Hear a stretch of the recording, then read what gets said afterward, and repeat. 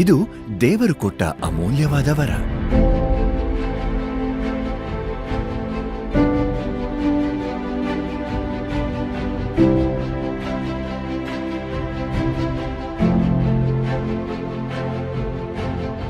ಆದರೆ ಹಲ್ಲು ಕಳೆದುಕೊಂಡಾಗ ಈ ನಗು ಮರೆಯಾಗುತ್ತದೆ.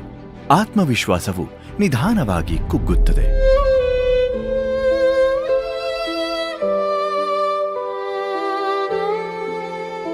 ನಗು ಮಾಯವಾದಾಗ ಮನುಷ್ಯ ತನ್ನೊಳಗೆ ಮೌನವಾಗುತ್ತಾನೆ.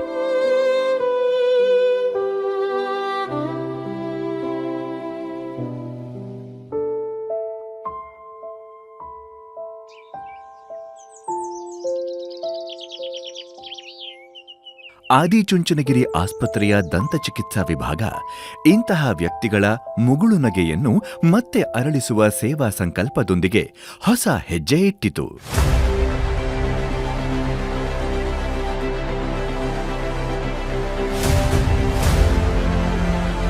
ಅಂತಹ ಅನೇಕ ಜೀವಗಳಿಗೆ ಭರವಸೆಯಾಗಿ ಮೂಡಿಬಂದಿತು ಉಚಿತ ದಂತ ಪಂಕ್ತಿಗಳ ಜೋಡಣೆ ಶಿಬಿರ.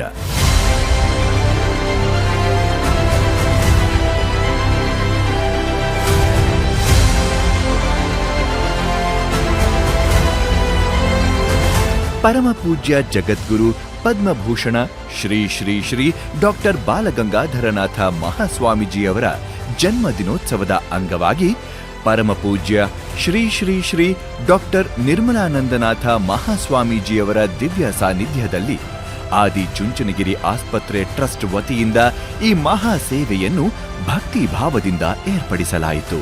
ಅನೇಕ ಫಲಾನುಭವಿಗಳು ಹೆಸರು ನೋಂದಾಯಿಸಿ ವೈದ್ಯರ ಸೇವೆ ಮತ್ತು ಗುರುಗಳ ಆಶೀರ್ವಾದದಿಂದ ಮತ್ತೆ ತಮ್ಮ ಕಳೆದು ಹೋದ ನಗುವನ್ನು ಪಡೆದುಕೊಂಡರು. ನಂಜುಂಡೇಗೌಡ ನನ್ನ ಹೆಸರು. ನಾನು ಶರಣವಾದಿಂದ ಬಂದಿದ್ದೀನಿ. ಸ್ವಾಮಿಯವರು ಫ್ರೀ ಅಲ್ಲಿ ಕಳಿಸ್ತೀನಿ, ಅಲ್ಲಿ ಬಿದ್ದೋಗ್ಬಿಟ್ಟಿದ್ದು. ಚೆನ್ನಾಗಿ ನೋಡ್ತಾರೆ, ಪ್ರತಿಯೊಬ್ಬರು ಬಂದು ಕಟ್ಸ್ಕೊಳ್ಳಿ, ಏನು ತೊಂದರೆ ಇಲ್ಲ, ಹಚ್ಕಡೆ ಅದು ನೋಡ್ತಾರೆ, ಕ್ಲೀನಾಗಿ ಕಟ್ತಾರೆ. ಅಲ್ಲಿ ಸೆಟ್ ಕೊಡ್ತೀನಿ ಅಂತ ಹೇಳಿದ್ರು, ಇಲ್ಲಿ ಫ್ರೀಯಾಗಿ ಕೊಡ್ತಾನೆ ಅಂತ ಹೇಳಿದ್ರು. ನಾವು ನಮ್ಮ ಫ್ರೆಂಡ್ಸ್ ಎಲ್ಲ ಕರ್ಕೊಬಂದು ಊಟ ಮಾಡೋಕ್ಕಾಯ್ತಾ ಇರಲಿಲ್ಲ, ಏನು ತಿನ್ನೋಕ್ಕಾಯ್ತಾ ಇರಲಿಲ್ಲ. ಈಗ ಕಟ್ಟಿಸ್ಕೊಂಡಾದ್ಮೇಲೆ ನೋಡೋಣ ಹೆಂಗೆ ಆಗುತ್ತೆ ಅಂತ ನೋಡಿಕೊಂಡು ಇದು ಮಾಡೋಣ ಅಂತ ಬಂದಿದ್ದೀನಿ. ಇದು ಕೇವಲ ಚಿಕಿತ್ಸೆ ಅಲ್ಲ, ಕಳೆದುಕೊಂಡ ಆತ್ಮವಿಶ್ವಾಸವನ್ನು ಮತ್ತೆ ಜೀವಂತಗೊಳಿಸಿದ ಸೇವೆ. ಸಾಧಾರಣವಾಗಿ ಈ ವಯಸ್ಸಾದವರಿಗೆ ಊಟ ಮಾಡಲಿಕ್ಕೆ ತೊಂದರೆಗಳಾಗ್ತವೆ. ಅದರಿಂದ ಅವರು ಉತ್ತಮವಾದ ಊಟವನ್ನು ಮಾಡದೆ ಶರೀರ ನಿಶ್ಶಕ್ತಿ ಆಗ್ತದೆ. ಹಾಗಾಗಿ ನಾವು ಈ ಒಂದು ಜನರಿಗೆ ಒಂದು ಉಚಿತವಾಗಿ ಸಂಪೂರ್ಣ ದಂತ ಜೋಡಣೆ ಶಿಬಿರವನ್ನು ನಾವು ಹಮ್ಮಿಕೊಂಡು ಉಚಿತವಾಗಿ ಈ ದಂತ ಜೋಡಣೆ ಮಾಡಿಕೊಡ್ತಾ ಇದ್ದೀವಿ. ಆ ಮೂಲಕ ಅವರಿಗೆ ಒಂದು ಮಾನಸಿಕವಾಗಿ ಒಂದು ಮನೋಸ್ಥೈರ್ಯವನ್ನು ತುಂಬುತ್ತೆ, ಉತ್ತಮವಾದ ಊಟ ಸೇವಿಸುವುದರಿಂದ ಒಳ್ಳೆಯ ಆರೋಗ್ಯವನ್ನು ಅವರು ಕಾಪಾಡ್ಬೋದು ಅನ್ನೋ ಒಂದು ದೃಷ್ಟಿಯಿಂದ ಈ ಒಂದು ಪೂಜ್ಯ ಸ್ವಾಮೀಜಿಯವರ ಹುಟ್ಟುಹಬ್ಬದ ಸಂದರ್ಭದಲ್ಲಿ ಈ ಮುಗುಳು ನಗೆ ಅನ್ನುವಂಥ ಒಂದು ಕಾರ್ಯಕ್ರಮ ಅಡಿಯಲ್ಲಿ ಸುಮಾರು 25 ಮಂದಿಗೆ ಬಡತನದ ರೇಖೆಯಿಂದ ಕೆಳಗಿರುವಂಥವರಿಗೆ, ರೈತಾಪಿ ವರ್ಗದವರಿಗೆ, ಹಿಂದುಳಿದವರಿಗೆ ಈ ಒಂದು ಕಾರ್ಯಕ್ರಮವನ್ನು ಫಲಾನುಭವಿಗಳಾಗಿ ನಾವು ಆರಿಸಿಕೊಂಡು ಮಾಡಿದ್ದೇವೆ. ಕಳೆದು ಹೋದ ನಗು ಮರಳಿದಾಗ ಅದು ಕೇವಲ ಮುಖದ ಬದಲಾವಣೆಯಲ್ಲ, ಒಂದು ಬದುಕಿನ ಪುನರ್ಜನ್ಮ.